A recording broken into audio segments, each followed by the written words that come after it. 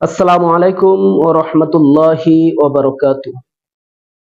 ৬টি লক্ষণ যদি আপনি দেখতে পান, ৬টি আলামত যদি আপনি দেখতে পান, তাহলে বুঝে নেবেন আপনার মৃত্যু হয়ে যাবে। সেই ৬টি আলামত সম্পর্কে আল্লাহ তাআলা কোরআনের বহু জায়গায়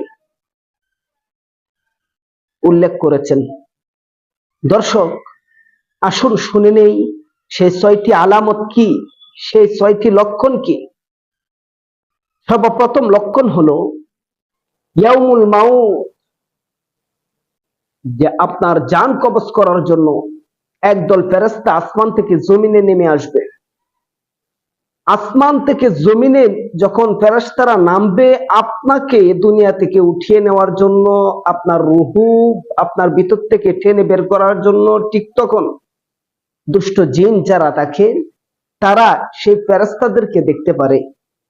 ইবলিস যারা রয়েছে তারাও সেই ফেরেশতাদেরকে দেখতে পারে, কিন্তু আপনি আমি দেখতে পারি না। আসুন সামনে বাড়ি।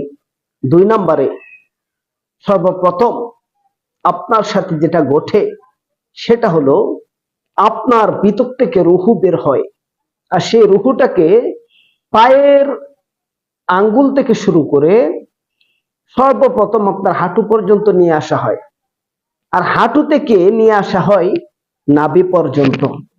আর নাভিতে যখন নিয়ে আসা হয়, এটা ২ নম্বর ধাপ। আপনি মনে রাখবেন যে আপনি আর দুনিয়ার জমিনে বেঁচে নেই, কিন্তু আফসোস মাঝে মাঝে তখনও কোনো মানুষ বান্দা বান্দি বুঝতে পারে না। এরপর ৩ নম্বরে যেটা আপনার সাথে হয়ে থাকে সেটি হলো ওয়াকিলা মান রাক ওয়া যান্না আন্নাহুল ফিরাক ওয়ালতাফাতিস সাক বিসাক। ৩ নম্বরে যেটা হয় সেটা হলো আপনার নাভি থেকে, গন্ডা থেকে হাঁটু পর্যন্ত, হাঁটু থেকে নাভি পর্যন্ত, নাভি থেকে কণ্ঠনালী অর্থাৎ তারাক্কি পর্যন্ত। ওয়াকিলা মান রাক, এই তারাক্কি পর্যন্ত, ওয়াযান্না আন্নাহুল ফিরাক, এই তারাক্কি পর্যন্ত নিয়ে আসা হয়। আর তারাক্কি পর্যন্ত যখন নিয়ে আসা হয়, এটি হলো আপনার দুনিয়া থেকে বিদায় নেওয়ার, মৃত্যুবরণ করার ৩ নম্বর ধাপ। এরপরে ৪র্থ নম্বর ধাপে আপনার সাথে যা ঘটে সেটি হলো তারাক্কি নামক জায়গায় কণ্ঠনালীতে যখন চলে আসে, তখন আপনার আশেপাশে যারা থাকে তারা আপনার জন্য চিন্তিত থাকে, অর্থাৎ দমটা বেরিয়ে আসবে আসবে, রুহুটা বেরিয়ে আসবে আসবে, যেটাকে গারাগারা বলা হয়, অর্থাৎ শেষ স্থান বলে সবাই যেটাকে আখ্যায়িত করেছে, অর্থাৎ শেষ মুহূর্ত শুরু হয়ে গেছে। হ্যাঁ, উহুটান উহুটান যেটাকে গ্রাম অঞ্চলে মানুষে বলে থাকে। হ্যাঁ, গারাগারা শুরু হয়ে গিয়েছে।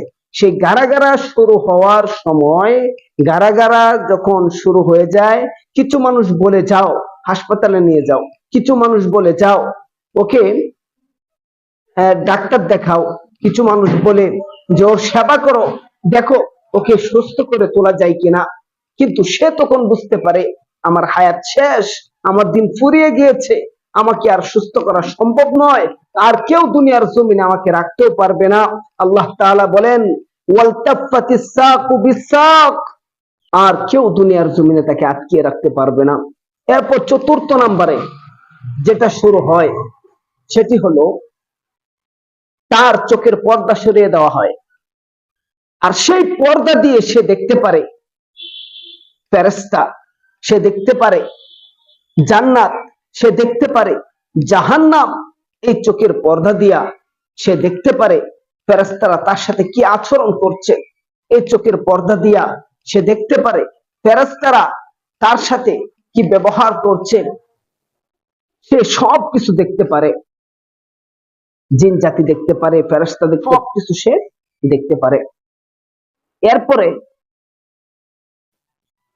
পঞ্চমে আপনাকে যে শক্তিটা দেওয়া হয় সেটি হলো আপনি বুঝতে পারবেন তখনই যে আপনি জান্নাতি না জাহান্নামী, আপনার ঠিকানা কি জান্নাতে হবে না জাহান্নামে হবে। আপনার জীবনের সমস্ত আমলগুলো আপনার সম্মুখে তুলে দেওয়া হবে। আপনি জীবনে যা আমল করেছেন সব আমলও আপনি দেখতে পারবেন। আপনি জীবনে যা যা করেছেন, গুনাহ করেছেন, সমস্ত গুনাহগুলাও আপনি নিজ চোখে দেখতে পারবেন।